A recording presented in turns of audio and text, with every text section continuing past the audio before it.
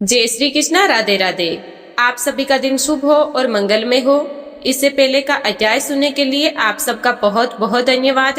आज आप सुनेंगे वैशाख मास महात्म्य का अंतिमवां और 30वां अध्याय। इसी के साथ आज वैशाख मास महात्म्य समाप्त हो जाएगा। अगले महीने से आप हमारे चैनल पर ज्येष्ठ मास महात्म्य की कथाएं भी इसी प्रकार प्रेम पूर्वक हर दिन जरूर सुनिएगा। जैमिनी जी कहते हैं, इसके बाद राजा इंद्रद्युम्न ने मन ही मन आश्चर्य से चकित होकर श्री ब्रह्मा जी से पूछा, हे भगवान, यज्ञ के अंत में भगवान विष्णु ने वैसे ही काष्ठीय निर्मित स्वरूप धारण किए थे जो रथ पर विराजमान थे। आपने मंदिर के भीतर भी उन्हीं विग्रहों के रूप में भगवान की प्रतिष्ठा की है। पहले आकाशवाणी ने भी मुझसे यही कहा था कि इस अपुरुष वृक्ष से भगवान 4 स्वरूपों में अभिव्यक्त होंगे, परंतु इस समय ये एक सच्चिदानंद घन ब्रह्म रूप में प्रतिष्ठित दिखाई देते हैं। प्रभु, अगर आप मुझे इस रहस्य को सुनने का अधिकारी समझते हैं तो कृपया ठीक ठीक बतलाइए। तब ब्रह्मा जी कहने लगे, राजन, ये काष्ठी की मूर्ति है, अर्थात लकड़ी की मूर्ति है। ऐसा सोचकर तुम्हारे मन में इसके प्रति साधारण प्रतिमा बुद्धि ना हो। आप इन मूर्तियों को साधारण ना समझे। वास्तव में ये परम ब्रह्मा स्वरूप है जो दुखों का वितरण कर तथा आनंद का दान दे। उसको दारू कहते हैं। परम ब्रह्मा परमात्मा स्वभाव से ही सब दुखों का वितरण और अखंड आनंद का दान करते हैं, इसीलिए उनका नाम दारू है। इस प्रकार चारों वेदों के अनुसार भगवान श्री हरि दारूमय है। वे जगत के शास्त्रा हैं, इसीलिए उन्होंने अपने आप को दारू स्वरूप में प्रकट कर लिया है। शब्द ब्रह्मा और परम ब्रह्मा में कोई भी भेद नहीं है। प्रलय के समान दोनों एक ही है। केवल षष्ठी काल में व्यवहारिक भेद रहता है।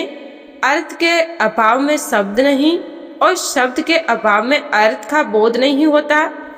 इसीलिए चारों वेद जैसे शब्द हैं, वैसे ही भगवान उनके अर्थ रूप हैं। ब्रह्मा जी ने आगे बताया, भगवान हलधर ऋग्वेद स्वरूप है, श्री जगन्नाथ जी नरसिंह सामवेद रूप है, सुभद्रा देवी यजुर्वेद की मूर्ति है और ये सूर्यदर्शन चक्र अर्थवेद का स्वरूप माना गया है।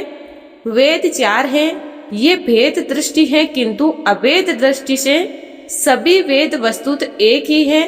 राजन, इस प्रकार मैंने तुमसे भगवान जगन्नाथ जी के भेद और अभेद दोनों ही बता दिए हैं। जिसे तुम्हारे मन को संतोष हो, तुम उसी दृष्टि से भक्ति पूर्वक भगवान की आराधना करो। भगवान सर्व रूपमय है और सर्वत्र मंत्र में है। जो जिस प्रकार उनकी आराधना करते हैं उसे वे उसी प्रकार फल देते हैं। इसी महिमा से भगवान विष्णु यहाँ प्रकट हुए हैं। जिसका जितना विश्वास है उसे उतनी ही सिद्धि मिलती है। तुम शुद्ध मन से वाणी और क्रिया द्वारा यहाँ दारू विग्रह अर्थात काष्ठी में स्वरूप धारण करने वाले भगवान गोविंद की आराधना करो। इस मंत्र राज के द्वारा श्री हरि की पूजा किया करो। इस मंत्र से बढ़कर दूसरा कोई मंत्र ना हुआ है और ना होगा। इसे पूजित होने पर भगवान विष्णु तुरंत ही प्रसन्न हो जाते हैं और भक्त वत्सल भगवान अपना परम धाम दे देते हैं। राजन, मैं तुमसे एक ही तत्व बात कहता हूँ, ध्यान देकर सुनो। समुद्र के तट पर वट वृक्ष के मूल के समीप नीलाचल पर्वत के शिखर पर निवास करने वाले जो इस काष्ठमय मूर्ति के बहाने साक्षात अमृतमय परम ब्रह्मा है, उनका दर्शन करके मनुष्य निश्चय ही मोक्ष को प्राप्त कर लेता है। ब्रह्मा जी ने लोक शिक्षा के लिए राजा से ये सब बातें कहकर पहले आकाश में प्रकट हुए भगवान विष्णु के चतुर्वेद स्वरूप को प्रकट किया। रथ से उतारते समय जो 4 मूर्तियां देखी गई थी, अब वही सिंहासन के ऊपर विराजमान हो गई। ये सब लोगों ने प्रत्यक्ष देखा। इसके बाद ब्रह्मा जी ने द्वादक्षर मंत्र से बलभद्र जी की, पुरुष सुख से भगवान नारायण की, देवी सुख से सुभद्रा जी की तथा द्वादक्षर ओम नमो भगवते वासुदेवाय मंत्र से सूर्यदर्शन चक्र की पूजा की।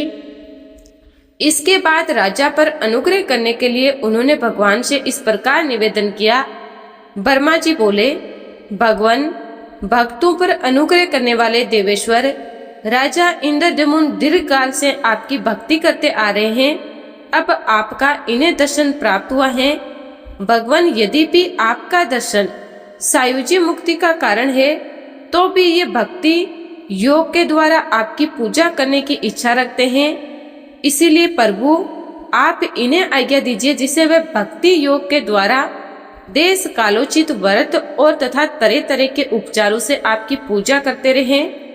ब्रह्मा जी के द्वारा इस प्रकार निवेदन करने पर काष्ठ में शरीर धारण किए होने पर भी भगवान ने मुस्कुराते हुए गंभीर वाणी में कहा, इंद्रद्युम्न, मैं तुम्हारी भक्ति तथा निष्काम कर्मों से बहुत प्रसन्न हूँ। मुझ में तुम्हारी स्थिर भक्ति हो। करोड़ों का धन लगाकर जो तुमने मेरा मंदिर बनवाया है, इसके भंग हो जाने पर भी मैं इस स्थान का परित्याग नहीं करूँगा। कालांतर में जो कोई दूसरा पुरुष यहाँ मेरा मंदिर बनवाएगा, प्रेम के कारण मेरी स्थिति यही रहेगी।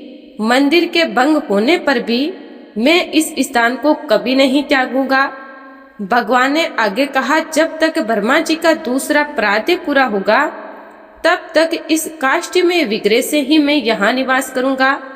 सतयुग के प्रथम ज्येष्ठ मास में मेरे यज्ञ का आरंभ हुआ और ज्येष्ठ की पूर्णिमा को मैंने अवतार लिया। यही मेरा पवित्र जन्मदिन है।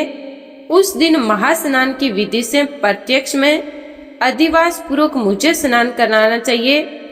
ऐसा करने से मैं करोड़ों जन्मों के पापों का नाश कर दूंगा। उस दिन मेरा दर्शन करने वाले को संपूर्ण तीर्थों, यज्ञों और दानों का फल प्राप्त होता है। वट वृक्ष के उत्तर में एक सर्व तीर्थ में कुआं है, उसे खोदकर प्रकट करो।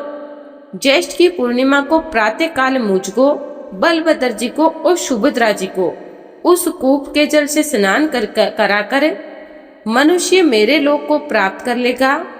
आषाढ़ मास की शुक्ल द्वितीया यदि पुष्य नक्षत्र से युक्त हो तो वे इस तीर्थ में मोक्षदायिनी मानी गई है। नक्षत्र के अभाव में मेरी प्रसन्नता के लिए उस तिथि को यात्रा करनी चाहिए। आषाढ़ शुक्ल पक्ष की द्वितीय तिथि को मुझको, बलभद्र जी को और सुभद्रा जी को रथ पर बिठाकर महान उत्सव के साथ गुंडीच मंडप, गुड़ीचा मंदिर नामक स्थान को ले जाना चाहिए, जहां पहले में प्रकट हुआ था। शस्त्र अश्वमेध यज्ञ की महावेदी उस समय वही थी।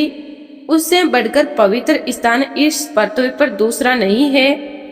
जैसे ब्रह्मा जी के अनुरोध से और तुम्हारे बनाए हुए इस महामंदिर से इस समय ये नीलाचल का शिखर मेरी अत्यंत प्रसन्नता का कारण हो रहा है, ठीक उसी प्रकार नरसिंह क्षेत्र में तुम्हारे यज्ञ की वे महावेदी और मेरी उत्पत्ति का वे मंडप मुझे अत्यधिक प्रसन्नता देने वाला है। मैं बहुत समय तक वहां स्थित रहा हूँ, इसीलिए उस स्थान पर मेरा बहुत प्रेम है। मैं यहाँ तुम्हारी भक्ति से सदैव स्थित रहूंगा। मेरे उत्थान हरिबोधनी एकादशी, मेरे सहन हरिसेहनी एकादशी, मेरे करवट बदलना भाद्रपद शुक्ल परिवर्तनी एकादशी, मेरे मार्ग प्रवाह तथा पुष्प स्नान का महा उत्सव करें। फाल्गुन की पूर्णिमा को मेरे लिए दलो उत्सव, झूला उत्सव कराना चाहिए। जो झूले में दक्षिणा और मुख करके विराजमान मेरा दर्शन करते हैं, वे ब्रह्म हत्या आदि सभी पापों से मुक्त हो जाते हैं। मुनियों ने पूछा, महर्षि, इंद्रद्युम्न ने भगवान लक्ष्मीपति के जन्म स्नान का उत्सव किस विधि से किया? इसके अलावा भगवान के अन्य सभी उत्सवों का भी विधि पूर्वक वर्णन कीजिए। तब जैमिनी जी मुनि ने उनकी प्रसन्नता के लिए सारा वृत्तांत विधि पूर्वक कह सुनाया। ये सब जानने के बाद मुनियों ने पुनः पूछा, भगवान, विष्णु भक्त राजा इंद्रद्युम्न ने मंदिर की प्रतिष्ठा के बाद कौन सा कार्य किया? जैमिनी जी कहने लगे, साक्षात परम ब्रह्मा स्वरूप जगन्नाथ जी के वरदान पाकर राजा इंद्रद्युम्न ने अपने आप को कृतार्थ माना। भगवान की आज्ञा के अनुसार उन्होंने पुण्य और मोक्ष प्रदान कराने वाली संपूर्ण यात्राएं करवाई। अनेक प्रकार के उपचारों से जगत गुरु श्री हरि की पूजा की। राजा गाल श्वेत को भगवान की आज्ञा समझाते हुए उन्होंने कहा, राजन, तुम विद्वान हो और धर्म में तुम्हारी निष्ठा है। भगवान श्री हरि किसी एक के लिए अनुशासन नहीं करते, वे तो समस्त चराचर के गुरु हैं। मुझ पर अनुग्रह करने के लिए अवतरित हुए भगवान जगन्नाथ यहाँ दीन दुखियों के उद्धार के लिए सदैव निवास करेंगे। तुम भक्ति और श्रद्धा के साथ इनकी आज्ञा का पालन करो। इन्हें साधारण काष्ठ की प्रतिमा समझने की भूल कभी मत करना। ये साक्षात जगदीश्वर हैं। राजन, श्रेष्ठ उपचारों द्वारा तीनों समय भगवान नरसिंह का पूजन करो। अपनी कीर्ति की रक्षा करने से श्रेष्ठ दूसरों की कीर्ति और सेवा का संरक्षण करना है। जो दूसरों के दिए हुए दान की रक्षा करता है, उसे अपने दान से भी बढ़कर फल मिलता है। ये सुनकर राजा श्वेत ने इंद्रदमुन के आदेश को शिरोधार्य किया। राजश्री इंद्रदमुन भगवान पुरुष उत्तम को पसंद करके नारद जी के साथ ब्रह्मलोक को चले गए। हे ब्राह्मणों, ये मैंने आपसे पुरुष उत्तम क्षेत्र के उत्तम महात्म्य का वर्णन किया। जो इसे भक्ति पूर्वक सुनता है, उसे अनेक अश्वमेध यज्ञों का फल प्राप्त होता है। जो प्रतिदिन प्रातः काले इसे सुनता है, उसके लिए ये धन, यश, आयु, पूर्ण तथा संतान की वृद्धि कराने वाला है। पुराण सुनने की विधि बतलाते हुए जैमिनी जी बोले, पुराण श्रवण के आरंभ में अपनी सामर्थ्य के अनुसार तैयारी करनी चाहिए। संकल्प करके सुंदर आभूषणों, वस्त्रों और माला द्वारा ब्राह्मण का पूजन करें। वह ब्राह्मण शांत स्वभाव वाला और शास्त्रों का ज्ञाता हो। उस समय वे ब्राह्मण व्यास जी के समान पूजनीय होता है। व्यास जी के आगे ऊंचे आसन पर ना बैठे, स्नान करके शुद्ध वस्त्र धारण करे और प्रसन्न मन से भगवान विष्णु का ध्यान करते हुए कथा में विश्वास करे। कथा सुनते समय वेद की बातें और चिंताएं त्याग देनी चाहिए। पाठ समाप्त होने पर तालियां बजाकर जय श्री कृष्ण, जय जगन्नाथ के नामों का ऊंचे स्वर में कीर्तन करें। कथा की समाप्ति पर आचार्य जी को वस्त्र, माला और दक्षिणा देकर संतुष्ट करें, क्योंकि दक्षिणा विहीन कर्म निष्फल होते हैं। इसके बाद ब्राह्मण को भोजन कराएं। मुनि बोले, अहो, हमारा महान सौभाग्य है कि हमने आपके मुख से ये पावन कथा सुनी है। ऐसा कहकर उन मुनियों ने जैमिनी जी को दक्षिणा अर्पित की और हर्ष के साथ पुरुष उत्तम क्षेत्र की ओर प्रस्थान किया। जय श्री कृष्ण। ये थी आज की कथाएं। वैशाख मास महात्म्य की इस यात्रा में हमारे साथ बने रहने के लिए आप सबका हृदय से धन्यवाद। अगर आपको ये वीडियोज अच्छी लगी हो, ये कथाएं पसंद आई हो, तो वीडियो को लाइक करें, चैनल को सब्सक्राइब करें और कमेंट बॉक्स में जय श्री जगन्नाथ जरूर लिखें। भगवान श्री कृष्ण की कृपा आप और आपके परिवार पर सदा बनी रहे और आगे भी आने वाली वीडियो को जरूर सुनिएगा।